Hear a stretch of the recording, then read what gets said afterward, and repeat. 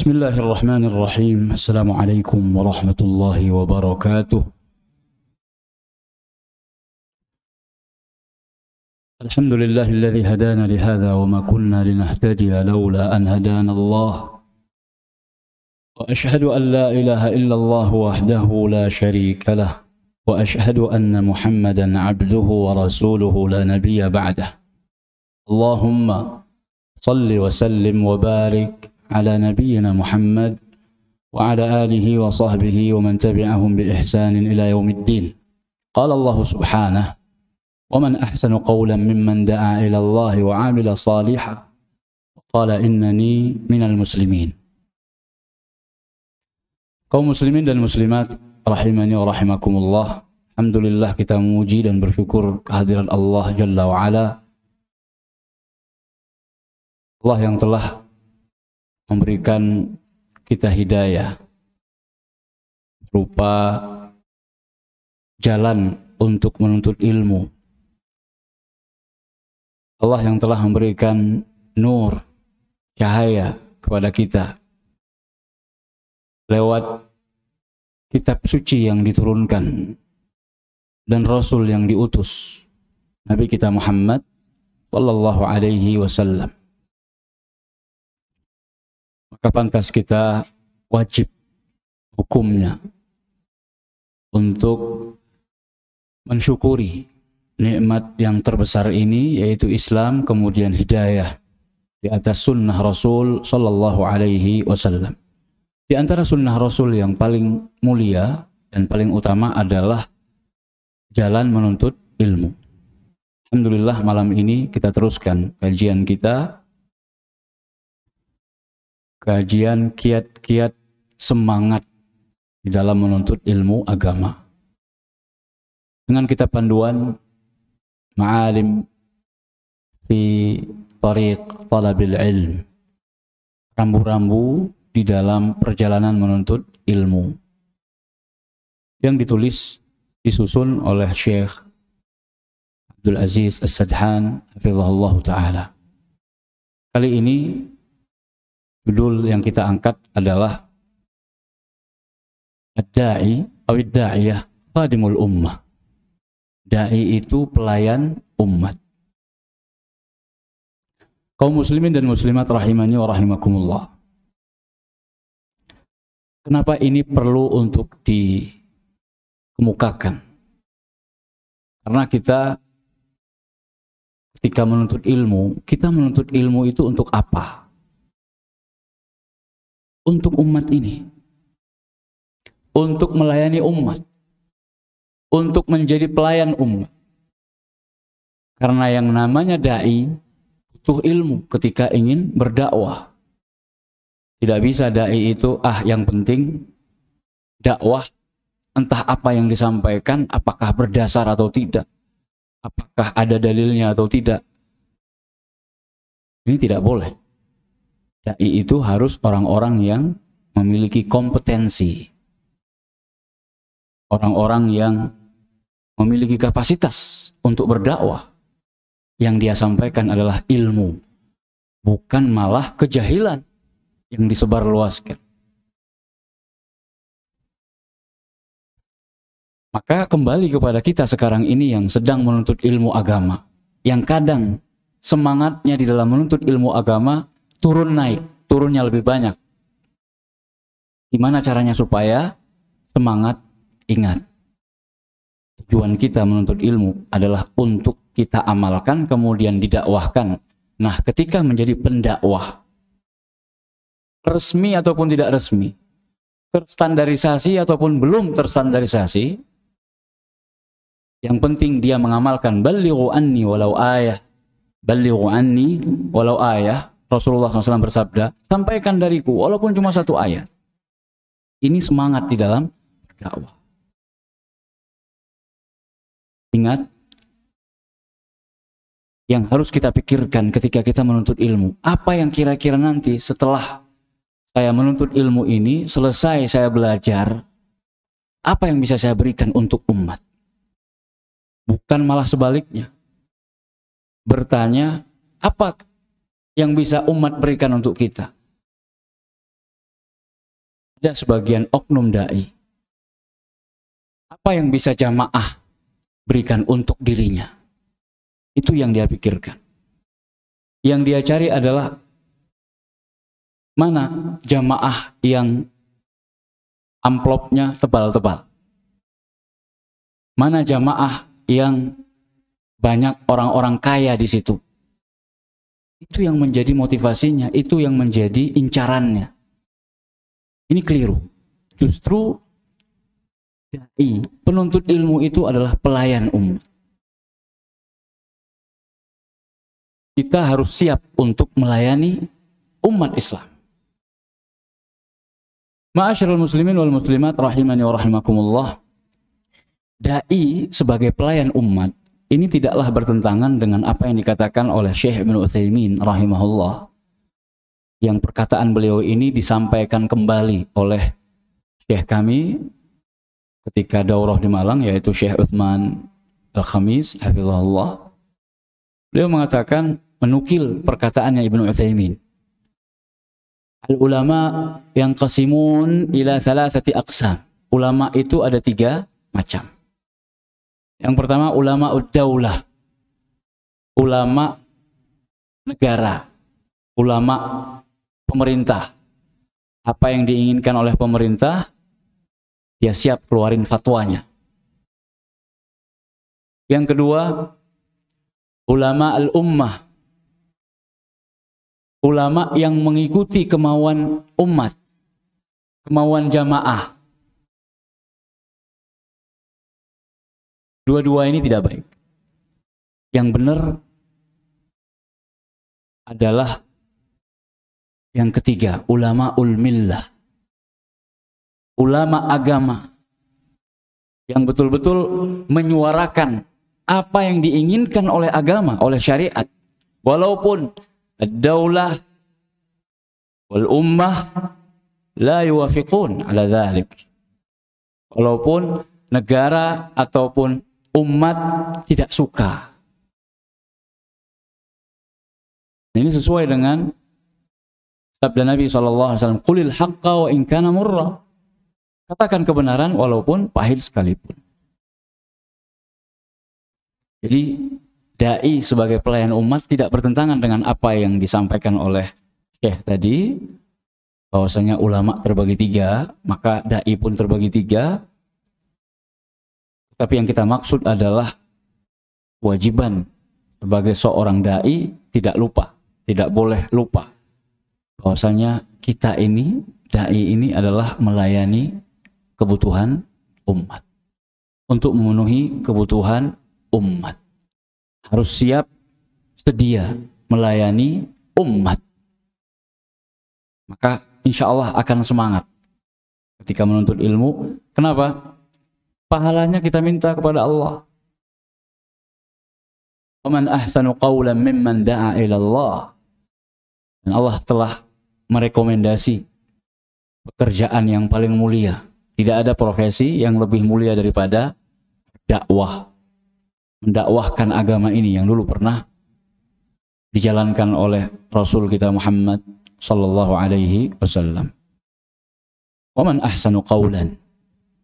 Dan adakah di sana perkataan yang lebih baik mimman da'a ilallah, dari orang-orang yang berdakwah mengajak manusia untuk kembali mentauhidkan Allah. Dakwah yang benar, dakwah yang berasaskan tauhid dan sunnah. Wa amila salihah, dan beramal soleh. Jadi dia berdakwah sekaligus mengamalkan apa yang dia dakwahkan. Wa qala innani minal muslimin, dan dia mengatakan sesungguhnya aku termasuk orang-orang yang berserah diri. Kaum muslimin dan muslimat rahimani wa rahimakumullah, seperti biasa kita lanjutkan apa yang disampaikan oleh Syekh. Pada pertemuan yang lalu kita membahas tentang hendaknya bagaimana seharusnya seorang dai, khususnya di dalam masalah diksi atau kalimat kata-kata yang dia sampaikan. Harus diusahakan semudah mungkin sehingga bisa dipahami oleh orang-orang yang mendengarkan dakwahnya. Kali ini Syekh melanjutkan, al-inbisat linnas wa rahabatus sadr. Ini yang seharusnya dimiliki oleh seorang dai ketika dia menjadi pelayan umat. Dia harus apa? Al-inbisat linnas. Supel, mudah bergaul dengan manusia. Tidak menutup diri dari pergaulan dengan manusia. Al-inbisat ini dari kata-kata basata. Bima'na madda. Basata itu artinya lapang luas. Imtadda. Imbasata lapang. Menerima, bergaul dengan siapa saja. Terbuka. Senang dengan bergaul bersama orang, ya, pergaulan, dia suka pergaulan. Al-inbisat linnas. Atau makna yang lain, al-inbisat ini terlihat dari wajah. Araka mumbasitan al-wajh. Aku melihat wajahmu sumringah, imbisat. Jadi ketika didatangi manusia, ketika didekati manusia, ketika dai itu ditanya, dia tidak menunjukkan muka yang cemberut. Dia siap melayani. Kalau bisa saya jawab, kalau nggak bisa saya tanya sama ustadz yang lain.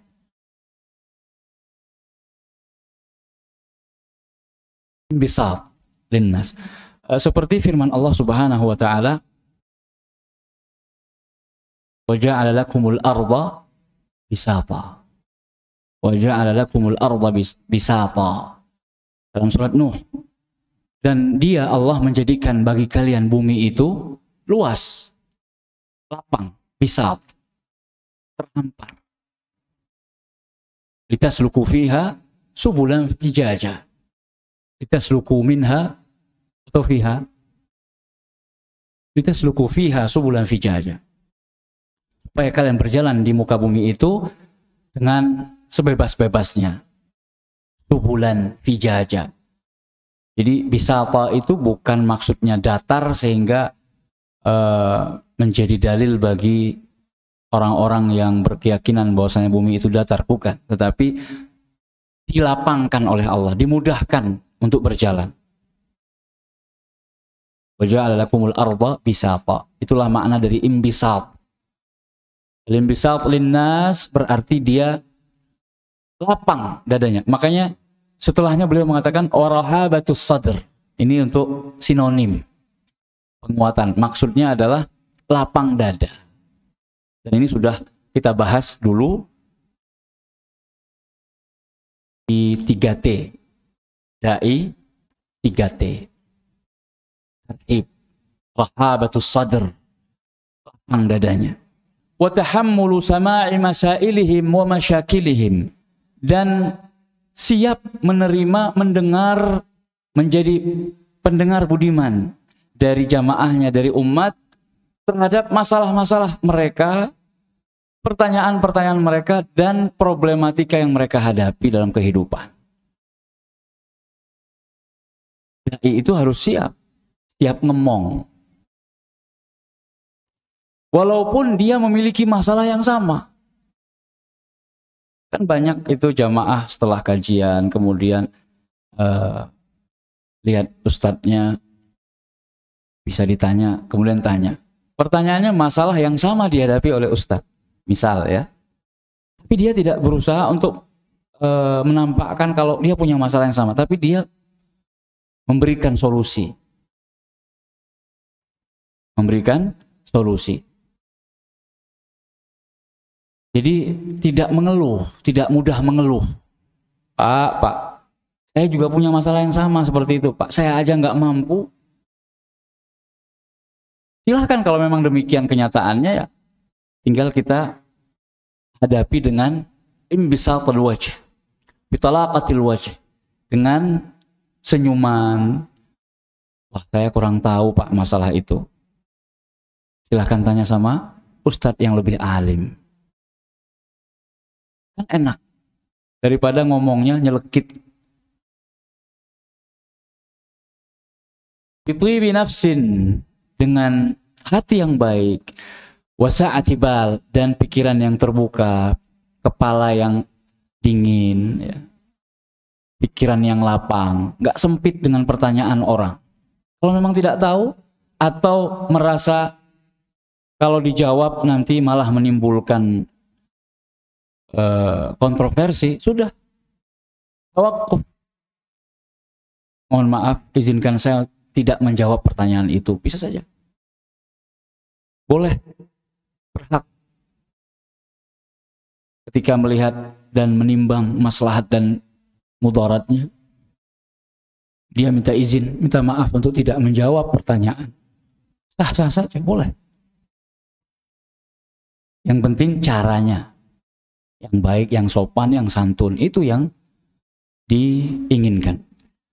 Kata Syekh, li'anna dzalika mimma yuhabbibuhu lahum, karena dengan sifat dan karakter seperti itu membuat manusia mencintai dai tersebut. Dai-nya Masya Allah melayani dengan hati yang tulus, kesungguhannya terlihat dengan jelas, siap melayani umat. Siapa yang enggak senang, siapa yang enggak cinta sama dai seperti itu? Wa ya'nasuna bi su'alihi, senang mendapatkan diskusi atau dialog ketika ada yang bertanya, tidak menutup diri. Wa thamaratu dzalika qabulu nushihi wa ta'limi.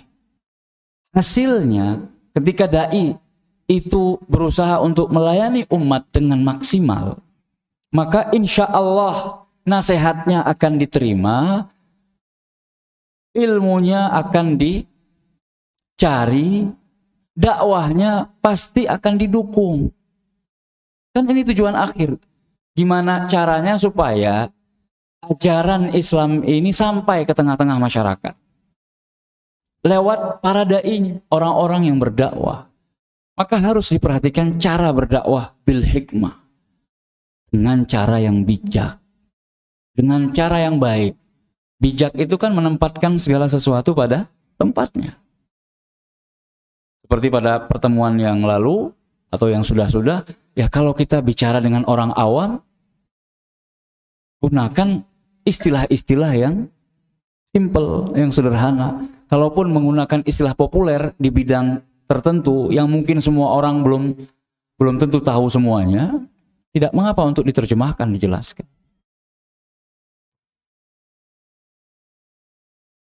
Fatalibul ilmi kal mawridi yaridu alaihi nas wa anhu yasdurun. Karena penuntut ilmu itu termasuk dai di dalamnya, itu ibarat telaga atau sumur atau tempat berkumpulnya air. Orang Arab menyebutnya dengan maurid. Maurid. Bukan maulid, tapi maurid. Pakai ra. Warada. Tempat berkumpulnya air, di mana hewan-hewan itu seperti onta yang paling banyak membutuhkan air, itu mencari maurid. Mawaridil ma. Para dai, penuntut ilmu syar'i itu ibarat tempat berkumpulnya air tersebut. Akhirnya berkumpul pula orang-orang yang membutuhkan ilmu tadi. Fala budda an yuwattina nafsahu ala husni muqabalatihim. Maka tidak bisa tidak, dai, seorang yang sudah ngaji itu harus mempersiapkan dirinya agar menjadi orang-orang yang baik ketika menerima orang. Ala husni muqabalatihim, istiqbal. Jadi harus bisa menjadi, kalau istilah perhotelan, resepsionis yang ramah, 3S, senyum salam sapa. Walaupun sekedar cuma bertanya, nggak jadi tinggal di hotel kita misalnya, tidak mengapa. Tapi tetap ramah, Masya Allah, murah senyum. Mastata'a ila dzalika sabila, itu maksimal mungkin. Wal yahdhar min tanfirihim wa ilhari tadajjur wal malal. Dan hendaknya berhati-hati para dai, orang-orang yang sudah ngaji itu Jangan sampai menjadi penyebab larinya orang dari belajar agama. Sudah kita sebagai penuntut ilmu pasang surut semangatnya dalam menuntut ilmu, kemudian kita menyebabkan orang lain yang belum sama sekali ngaji, bermajelis taklim, lari terlebih dahulu karena sikap kita. Karena kekerasan hati kita dan cara kita ketika mengajak orang lain. Atau menampakkan kecemberutan kita dan kebosanan kita. Orangnya itu saja yang nanya ke kita, misalnya ya. Ada jamaah yang aktif sekali bertanya misalnya. Itu harus diapresiasi, jangan malah buat dia lari. Dia udah semangat tuh. Maka diapresiasi. Masya Allah. Fa inna dzalika qad yahmiluhum 'ala al-bu'di an ahli al-ilm. Karena sikap yang tidak baik seperti itu akan menyebabkan lebih parah lagi akibatnya, yaitu membenci para ulama. Jadi kita ini bukan ulama, kita hanya orang-orang yang belajar dari para ulama. Tapi gara-gara ketika kita berdakwah, caranya keliru, membuat orang lain nggak suka sama ulama. Si fulan itu siapa? Oh, muridnya ulama tersebut. Jangan-jangan buah tidak jatuh jauh dari pohonnya. Salah asuhan. Murid-murid yang salah asuh. Ini jangan-jangan akibat gemblengan gurunya. Akhirnya membenci gurunya. Bal wa ila ta'mimil hukmi alaihim jami'an. Lebih parah lagi, generalisir. Yang kayak dia itu, kayaknya sama karakternya. Gara-gara penampilannya sama, akhirnya apa? Gebiah uyah. Pukul rata. Yang jenggotan, yang cingkrangan misalnya, sama semuanya. Kayak seperti isu terorisme. Namun sekarang kita bisa jawab, casing boleh sama. Tetapi isinya belum tentu sama. Walidha, oleh karena itu, kana salafuna as-salih. Beliau mengatakan, oleh karena itu, para pendahulu kita yang saleh, arhaban nasi sadran li'awamil muslimin. Mereka adalah orang yang paling lapang dadanya, terbuka bagi kaum muslimin, khususnya yang awam. Dan itu sudah dicontohkan oleh Imam Salafus Saleh, yaitu Nabi kita Muhammad sallallahu wassalam. Ketika ada seorang Arab Badui datang dengan pakaian ridaknya, dia membenarkan ridaknya, pakaian atasnya dengan sangat kuat, kemudian tidak sengaja kecambuk Nabi. Jadi pakaiannya itu menampar muka Nabi. Tidak sengaja, dengan kuatnya dia membetulkan pakaian, ya, karena pakaian orang Arab dulu persis kurang lebih seperti pakaian ihram sekarang. Jadi ketika membenarkan pakaian ridaknya, yaitu bagian atas, dia nggak lihat-lihat orang. Nah, pas di sampingnya Nabi SAW kena.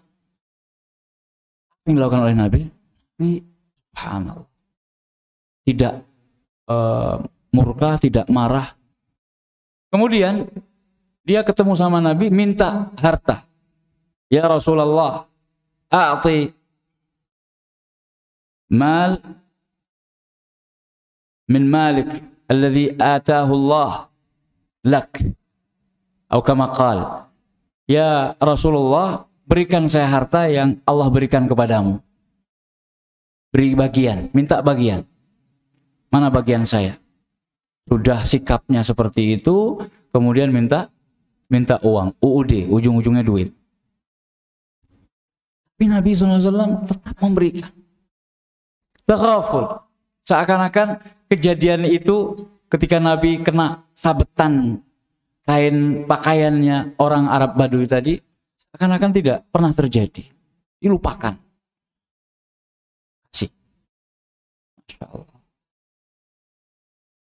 Ini para salaf dulu seperti itu.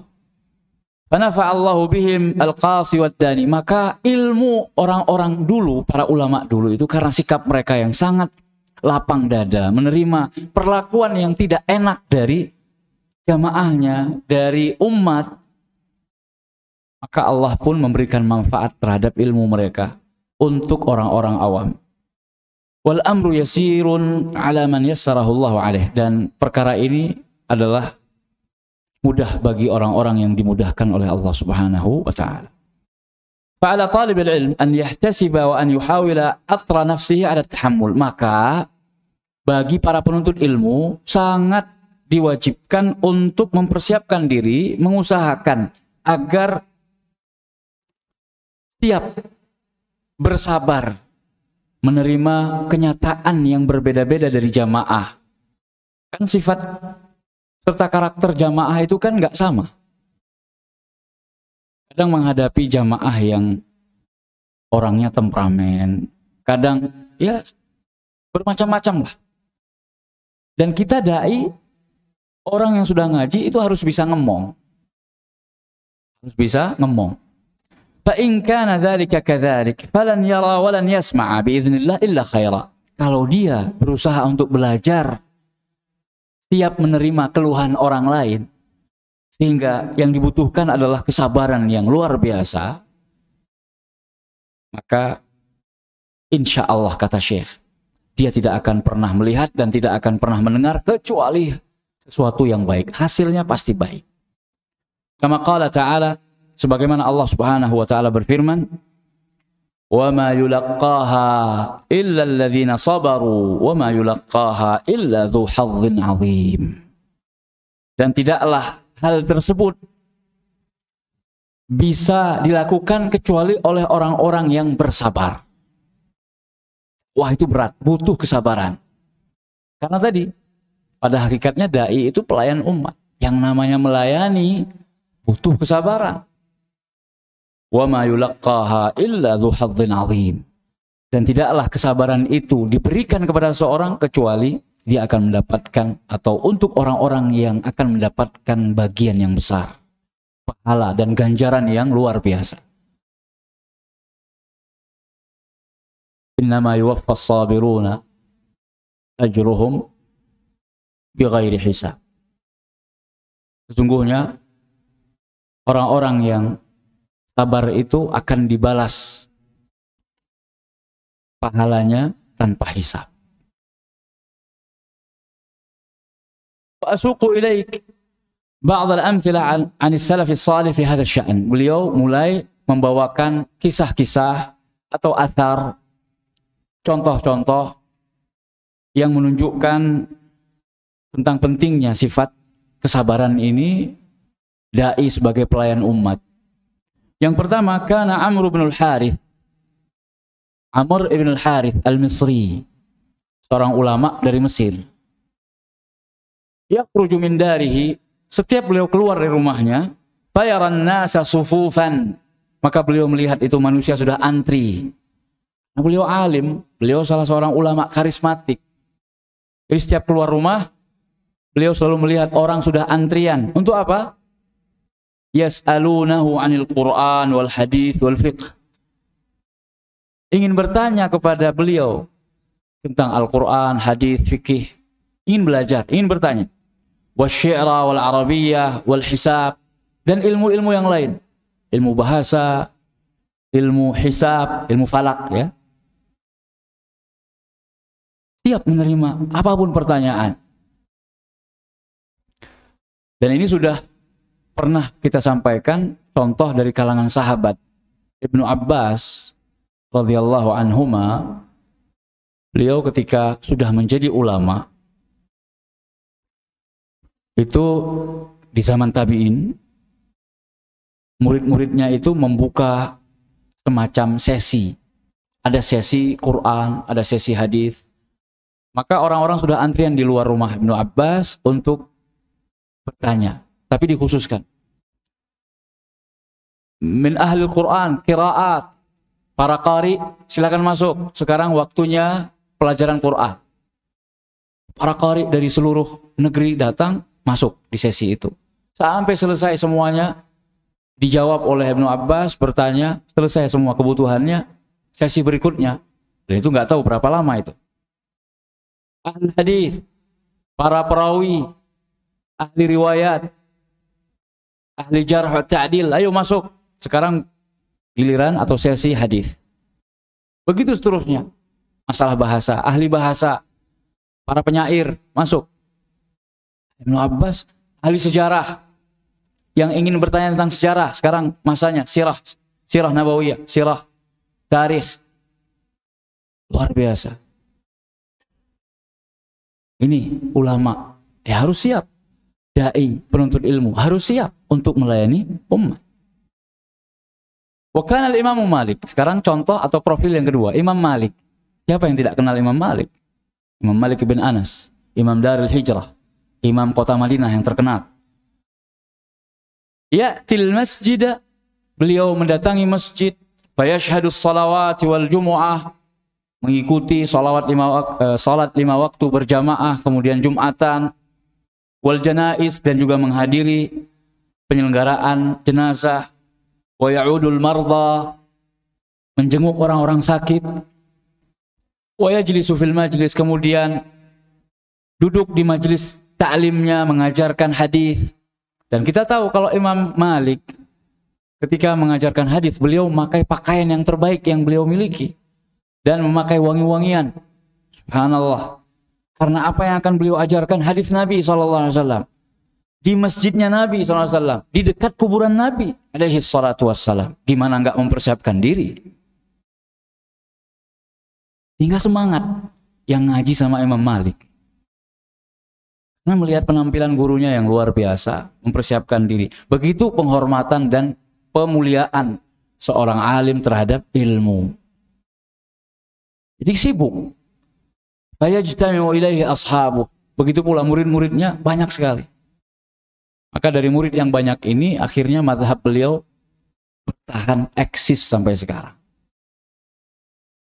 Ya, karena tadi begitu antusias melayani murid-muridnya, akhirnya murid-muridnya membawa dan terus mendakwahkan ilmunya Imam Malik. Sehingga menjadi salah satu mazhab terbesar dari mazhab fikih di dunia. Mazhab Ahlul Hadis disebut-sebut seperti itu. Mazhab Ahlul Hijaz. Imamnya siapa? Imam Malik. Wa qala Hakim bin Hizam radhiyallahu taala an. Ini sahabat Hakim ibn Hizam. Beliau pernah berkata, "Ma asbahtu wa laysa bibabi sahibu hajatin illa alimtu annaha minal masaib allati as'alullah al-ajra 'alaiha." Ini masalah niat. Tidaklah aku mendapatkan hariku dan di sana di depan pintu ada orang yang meminta, ada orang yang butuh keperluan, melainkan aku mengetahui bahwasanya itu termasuk ujian yang menimpa diriku, yang Allah ujikan untuk diriku, yang mana aku memohon kepada Allah pahala dari setiap hajat dari orang yang meminta hajat kepadaku, yang meminta pengemis dan lain sebagainya. Jadi ini yang beliau maksudkan adalah beliau melayani apapun itu, ya, melayani hajat orang. Dulu zaman di mana orang-orang jujur masih banyak dibandingkan orang-orang kadzab, pendusta, pembohong. Sekarang zaman di mana yang pendusta atau pembohong itu lebih banyak daripada orang jujur. Contohnya Bapak Ibu sekalian, hatta di pelaksanaan ibadah haji, khususnya pada saat puncak-puncaknya manasik haji, yaitu wukuf di Arafah, kami pernah menemukan, kami pribadi melihat dengan mata kepala sendiri, ya, bukan qil wa qal, bukan cerita orang. Ada pakai pakaian ihram, jadi seakan-akan dia haji. Saya nggak tahu apakah dia memang betul-betul haji atau menyempatkan momen itu. Jadi modusnya begini Bapak, modus operandinya ya ini. Jadi dia tempelkan di tangannya itu semacam luka, kayak luka bakar gitu. Ditutup memang, sengaja ditutup, tapi kayak ada darah-darahnya. Atau obat merah, pewarna, nggak tahu. Ketika dia buka, diperlihatkan kepada jamaah, apalagi yang dia sasar, itu jamaah-jamaah dari Syarq Asia. Dari Janub Syarq Asia, Asia Timur, Asia Tenggara. Ya, jamaah Indonesia, itu yang paling banyak. Kenapa? Karena memang kuota jamaah Indonesia paling banyak. Kemudian perasaan jamaah haji Indonesia juga paling lembut. Lihat yang seperti itu, Masya Allah. Langsung ngasih 10 real. Padahal itu penipu, Pak. Kami pernah menahan. Bu, jangan kasih. Lihat, Bu, ini bohong. Lalu dia marah-marah sama kita. Itu terjadi di wukuf di Arafah. 9 Dzulhijjah. Saya lupa tahun persisnya. Kalau enggak tahun 2010-2011. Di salah satu musim haji yang pernah kami ikuti. Jadi zaman sekarang ini penipunya lebih banyak daripada orang-orang yang jujur. Tetap ada orang yang jujur. Tapi kalau di persentase lebih banyak yang bohong. Orang yang minta-minta itu lebih banyak orang yang sebenarnya tidak pantas untuk diberi. Mohon maaf. Sehat, walafiat, tapi minta-minta. Kalau zaman dulu memang betul-betul cacat. Orang yang nggak mungkin bekerja. Maka pantas untuk diberi. Insya Allah akan kita lanjutkan apa yang harus dilakukan oleh seorang da'i atau penuntut ilmu sebagai pelayan umat setelah kita mendengarkan azan Isya dikumandangkan.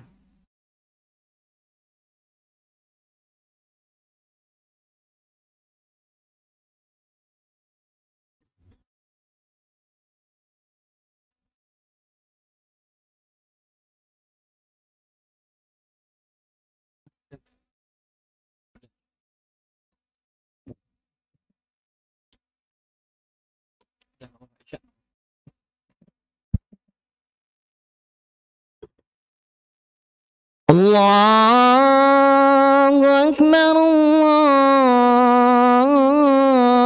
Allahu Akbar. Allahu Akbar, Allahu Akbar. Asyhadu an la ilaha illallah.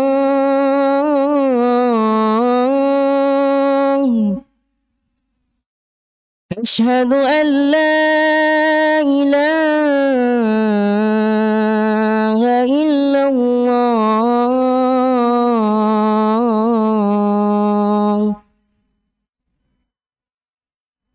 Asyhadu anna Muhammadar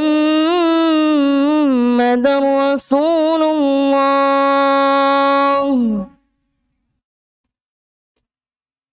Asyhadu anna Muhammadar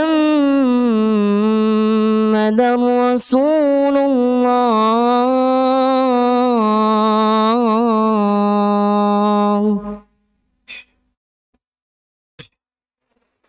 Hayya 'alas salah.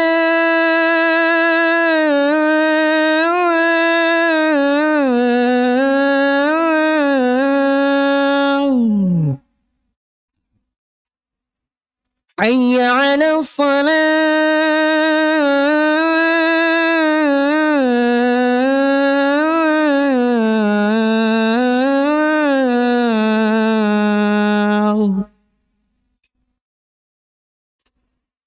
حي على الفلاح.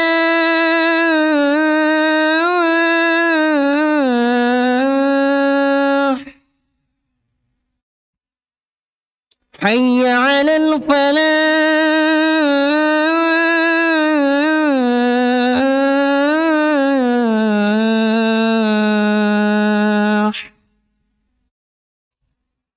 الله أكبر، الله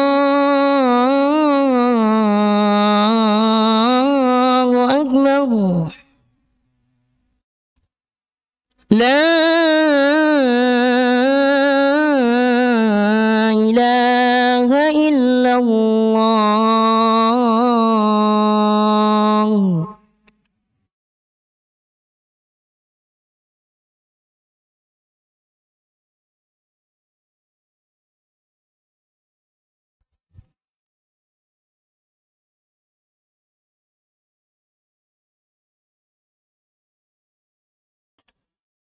Alhamdulillah, wassalatu wassalamu ala rasulillah wa ala alihi wa sahbihi wa man walah, amma ba'd. Innama yuwaffas sabiruna ajrahum bighairi hisab.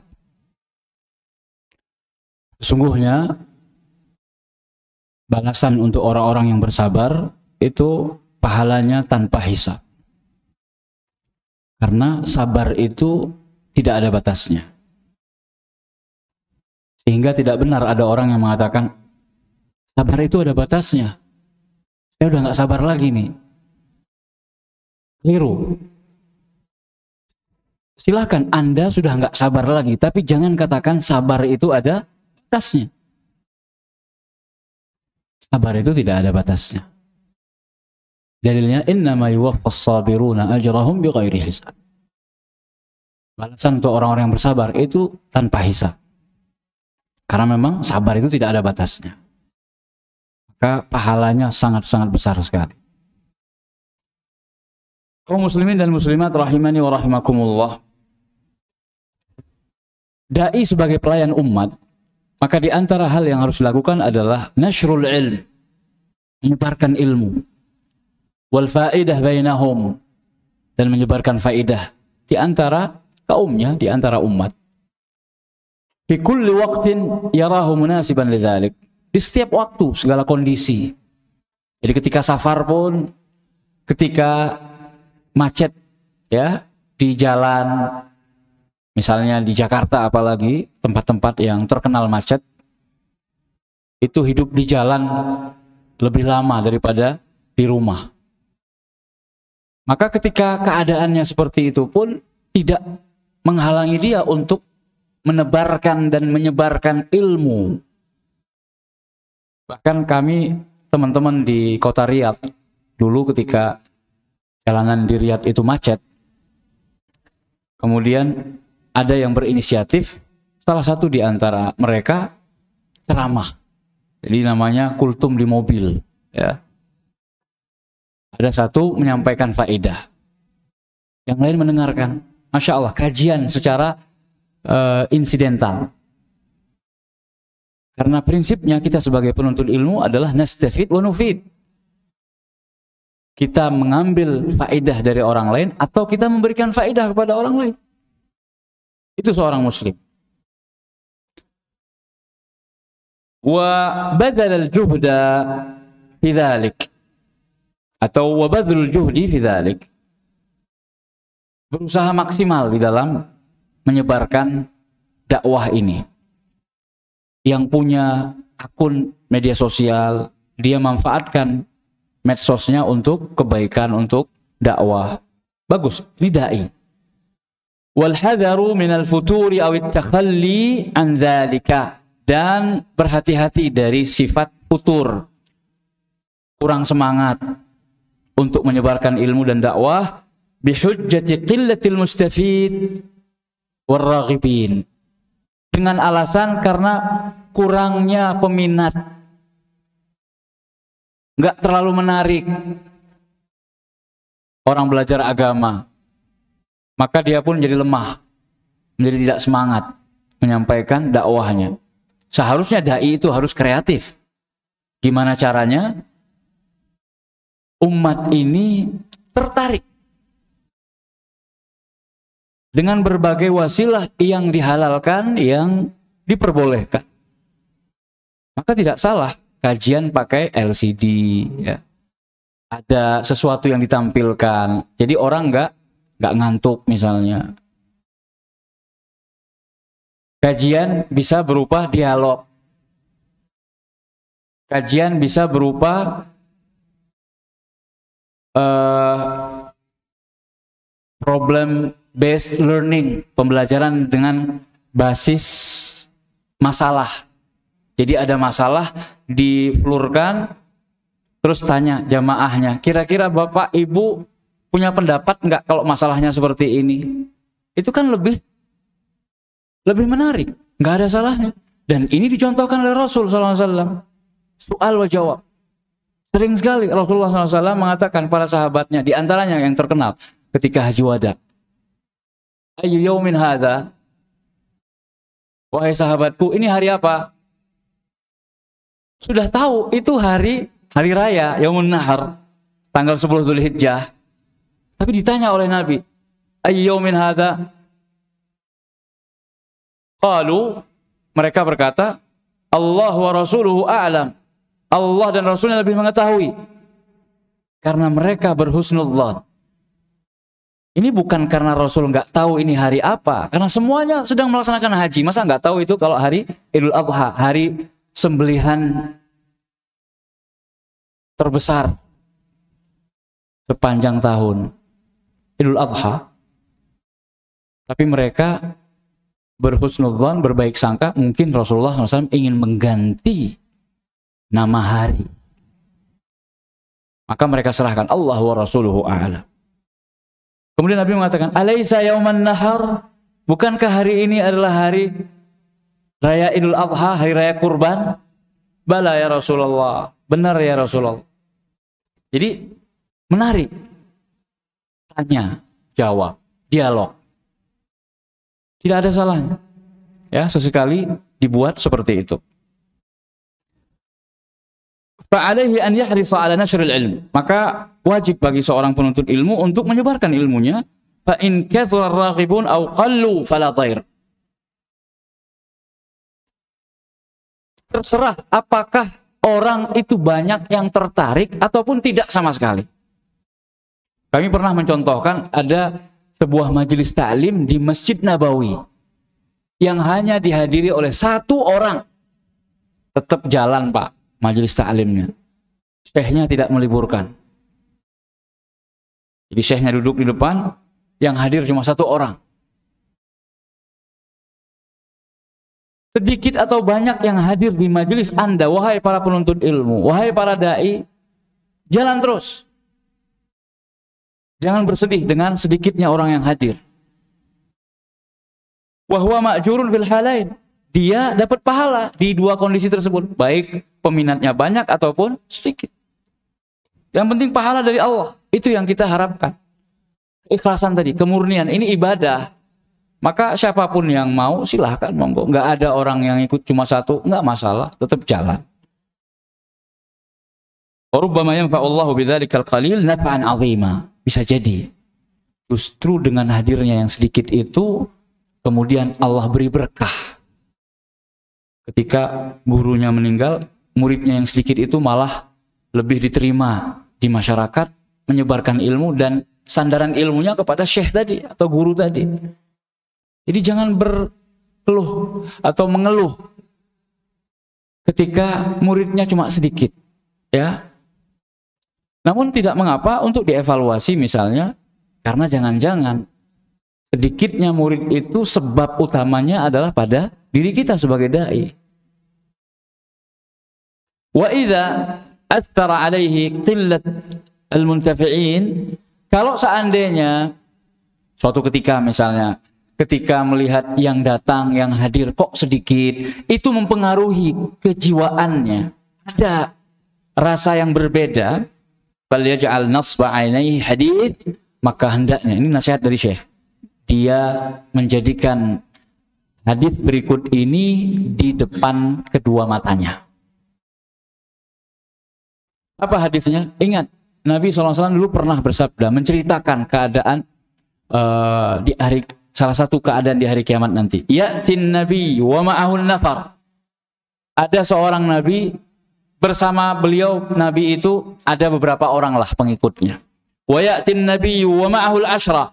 Ada seorang nabi nanti datang di hari kiamat, didatangkan, pengikutnya cuma 10 orang. Wa ya'tin nabi wa ma'ahul khamsah. Ada seorang nabi datang bersama pengikutnya yang cuma 5. Wa ya'tin nabi wa laysa ma'ahu ahad. Ada juga nabi didatangkan oleh Allah, tidak ada pengikut satu orang. Nabi padahal statusnya adalah nabi. apalagi kita yang bukan nabi, seharusnya tetap semangat. Jumlah jangan sampai mempengaruhi keadaan hati kita. Wa rawa Ayyub bin Su'aid al-Auza'i, dari Al-Auza'i, beliau menceritakan, Al-Auza'i ini ulama Syam yang terkenal. Mata Atha bin Abi Rabah. Atha bin Abi Rabah meninggal dunia, dan kita tahu Atha bin Abi Rabah murid di antara murid-murid seniornya Ibnu Abbas radhiyallahu anhu. Yauma mat, pada hari dia meninggal, wa huwa arda ahlil ardi indan nas. Padahal Atha bin Abi Rabah ini adalah ketika itu ulama yang paling diridhai oleh penduduk bumi ketika itu. Wa ma kana yashhadu majlisahu illa 9 atau 8. Namun yang hadir di majelis taklimnya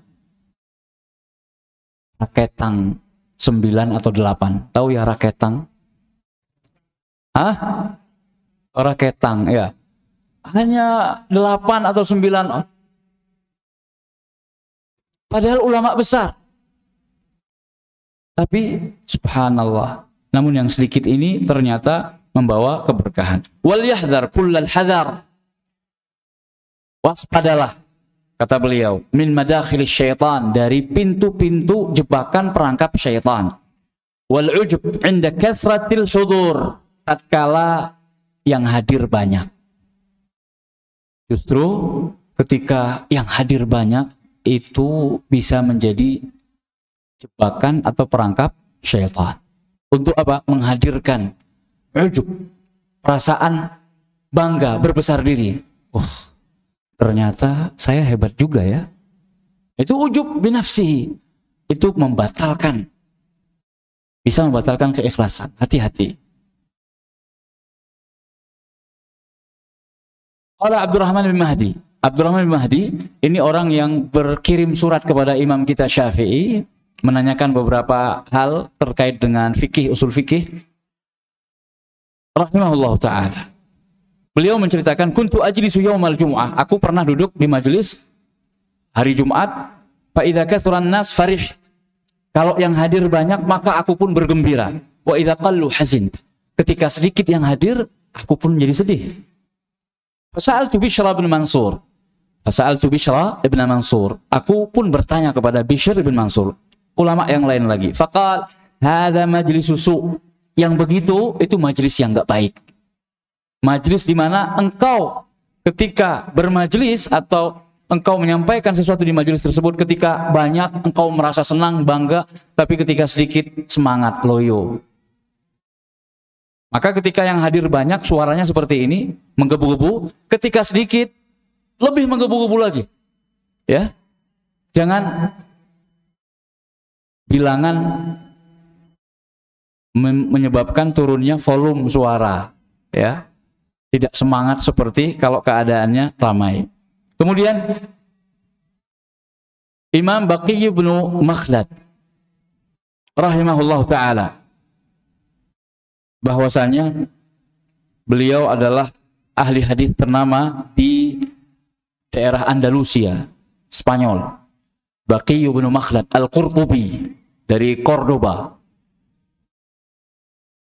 Beliau sangat berjasa sekali membangun sebuah sekolah hadis, dar hadis istilahnya. Kalau kita pondok ma'had begitu, yang spesialisasinya adalah bidang hadis. Jasa beliau salah satunya. Beliau bersama Muhammad ibn Wabbah. Jadi walaupun di Andalus atau di Spanyol belum banyak orang yang menggeluti bidang hadis, tapi dengan jasanya akhirnya kota Spanyol atau Cordoba pada waktu itu menjadi tujuan orang-orang yang ingin menimba ilmu hadis di daerah itu.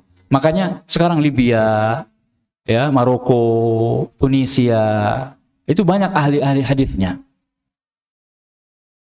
Kemudian yang terakhir Yazid bin Iraq bin Malik. Seorang ulama tabi'in namanya Iraq bin Malik, pernah dibuang oleh Yazid ibn Abdul Malik ibn Marwan. Yazid kedua, Yazid Tsani. Di dinasti Bani Umayyah. Dibuang kemana? Ke Dahlak. Dahlak ini sebuah pulau antara Yaman dengan Ethiopia. Jadi terpencil. Dibuang ke sana. Justru ahli Dahlak bersyukur kepada Yazid, berterima kasih kepada Yazid bin Abdul Malik bin Marwan.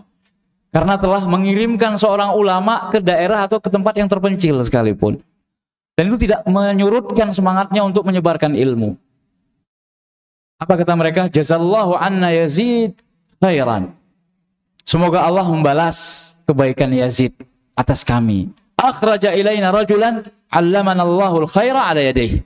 Karena sebab dia telah mengeluarkan seorang yang gara-gara orang tersebut Allah mengajarkan kepada kami ilmu yang banyak. Dan masih banyak profil atau biografi dari ulama-ulama kita, baik salaf maupun khalaf, baik yang mutaqaddimin maupun mutaakhirin, yang menunjukkan tahammul mereka, semangat mereka, tiap sedianya mereka untuk melayani umat. Maka begitu pula dengan kita. Pertanyakan pada diri kita, dan ini sering kita sampaikan, apa yang bisa kita berikan? Kontribusi apa? Peran apa? Andil apa yang bisa kita berikan untuk umat ini, untuk agama ini, untuk dakwah yang hak ini? Mudah-mudahan Allah Subhanahu wa Ta'ala membalas, walaupun peran kita, andil kita hanya seperti debu di padang pasir yang sangat luas, hanya seperti sebutir pasir yang ada di gurun Sahara. Karena yang Allah lihat adalah keikhlasan dari niat kita ketika melakukan peran tersebut. Walaupun kita hanya berada di balik kamera, justru terkadang orang yang di balik layar itu lebih ikhlas.